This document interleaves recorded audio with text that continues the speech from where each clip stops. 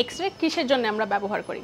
আমাদের বিভিন্ন ধরুন কোনো ইনজুরি হলো হাড়ে, মানে পায়ে লাগলো বা হাতে লাগলো, সেই চোটটা আপনার হাড়ে ফ্র্যাকচার হয়েছে কিনা সেটা দেখার জন্যই বা সেটা শিওর হওয়ার জন্যই আমরা এখন এক্স রে ব্যবহার করছি। কিন্তু জানেন কি, একটা সময় এক্স রে কিসের জন্য ব্যবহার করা হতো? এক্স রে কিন্তু পায়ের মাপ নেওয়ার জন্যও ব্যবহার করা হতো, বা আমার বলা উচিত জুতোর মাপ নেওয়ার জন্যে। মানে কি করা হতো, এমন একটি মেশিন ব্যবহার করা হতো যার নাম হচ্ছে পেডোস্কোপ। সেখানে এক্স রের সাহায্যে পায়ের হাড়ের ছবি তোলা হতো, আর যে ছবিটি আসতো সেখানে পায়ের হাড় তো বোঝাই যেত, তার সঙ্গে যে জুতোটি আপনি পরে রয়েছেন সেটারও একটা হালকা আউটলাইন আসতো। সেখান থেকেই মনে করা হতো যে আপনার পায়ের মাপ কত, সেইভাবেই জুতোর নাম্বারও চলে আসে।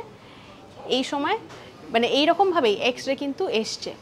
এরকম নানা আপডেটসের জন্যই চোখ রাখুন আজ তাক বাংলার ইউটিউব চ্যানেলে। সাবস্ক্রাইব করতে ভুলবেন না। আমরা রয়েছি হোয়াটসঅ্যাপে, তাই হোয়াটসঅ্যাপেও ফলো করতে ভুলবেন না।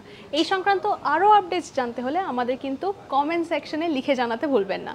টিল দেন সঙ্গে রাখুন আজ তাক বাংলাকে।